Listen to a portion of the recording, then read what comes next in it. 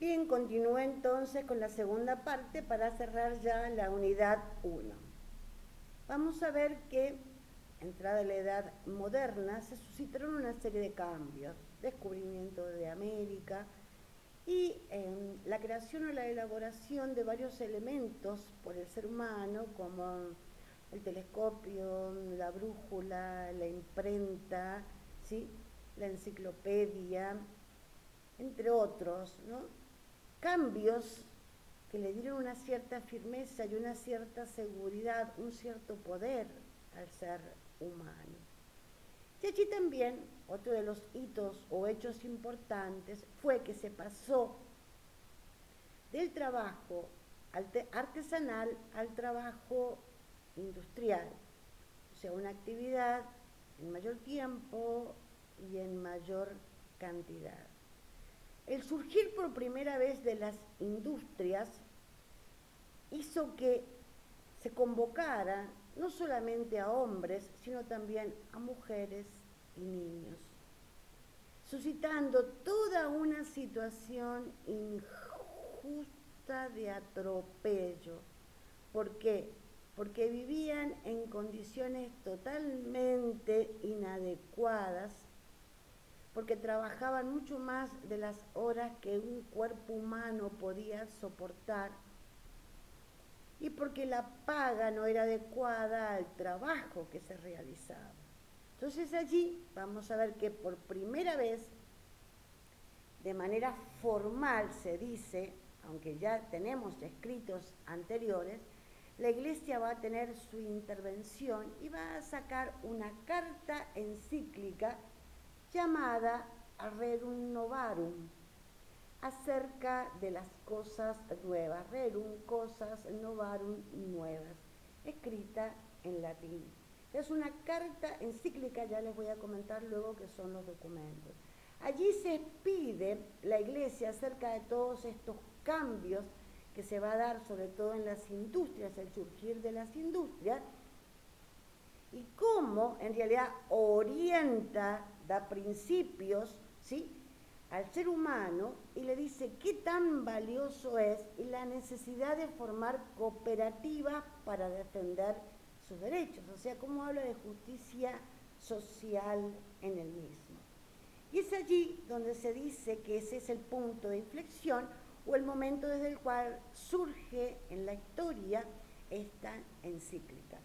Las encíclicas son cartas, encíclicas significan cartas para circular. Son escritas por los papas, ¿sí?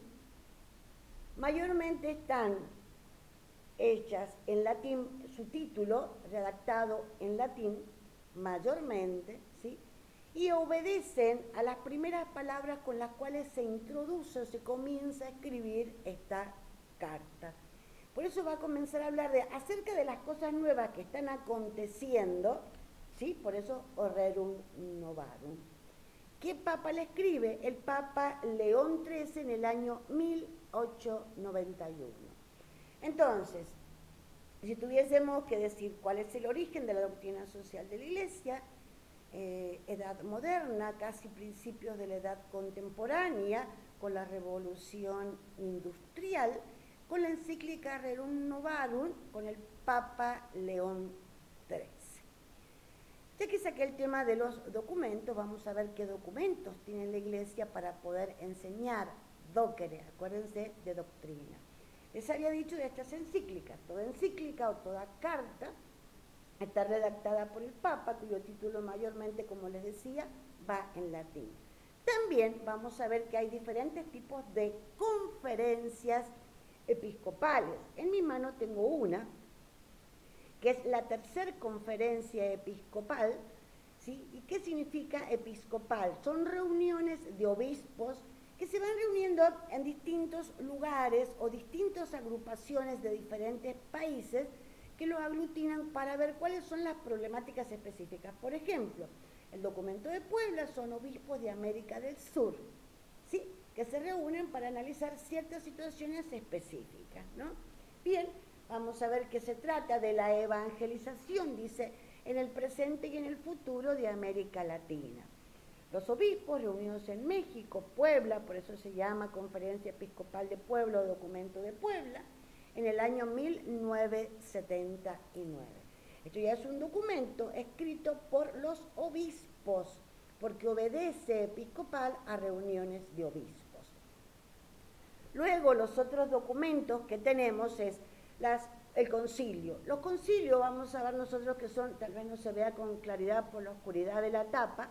Este es el Concilio Vaticano II. Solo hemos tenido, ¿sí?, en nuestra historia de la humanidad dentro de la cultura occidental, dos concilios, el Concilio Vaticano I y el Concilio Vaticano II, que estos sí son reuniones del Papa con todos los obispos del mundo, ¿sí? Por eso la envergadura, ¿no?, que se hace para ver determinadas problemáticas. Bien, esos son los documentos que elabora la Iglesia. Ahora vamos a ver que la doctrina social de la Iglesia parte de ciertos principios o afirmaciones perennes, que no cambian, que son para todos. Y quisiera que pudieran hacer una actividad sobre estos principios que puedan investigar en el DOCAT, que es el catecismo, es la doctrina social de la Iglesia, o en un compendio de doctrina social de la Iglesia, o pueden googlearlo también, sobre el origen y el sentido de estos principios. La doctrina social de la Iglesia afirma y sostiene el destino universal de los bienes. Dentro del mismo, quiero que expliquen la propiedad privada, y dentro de la propiedad privada, ¿qué es la hipoteca social? Y si están de acuerdo ustedes o no con esto que nos propone la doctrina social de la Iglesia. Segundo principio, el bien común. Expliquen qué es el bien común. Tercero, el principio de subsidiariedad, que significa quién lo lleva a cabo. Mírenlo bien a este principio, ¿no? Y luego vamos a ver por último el principio de solidaridad, porque te voy a explicar luego el del personalismo, porque hay un principio del cual parte la doctrina social de la Iglesia, que es afirmar que todo ser humano es persona con alma espiritual. O sea, ya va a ser la unidad 2, ¿sí? Así es que bueno, les dejo ya entonces cerrada la unidad 1 con una actividad, trabajar los principios de la doctrina social de la Iglesia. Gracias.